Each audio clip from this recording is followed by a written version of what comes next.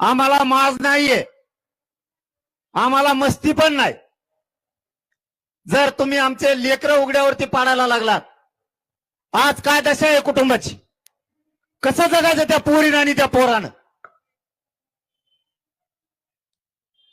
तुम्ही जर आमचे लोक मारून जर तुम्ही तुमचे आरोपी घरात लपून ठेवता, यांना पुण्यात नेमका सांभाळा कोणी? सगळे आरोपी पुण्यातच नेमके कसे सापडायला लागले? सगळ्याची सगळे आरोपी हे पुण्यातूनच सापडतात। याचा अर्थ तुमच्या सरकारमधले मंत्रीचे आरोपींना सांभाळायला लागलेत, या खंडणीमधल्या आरोपींना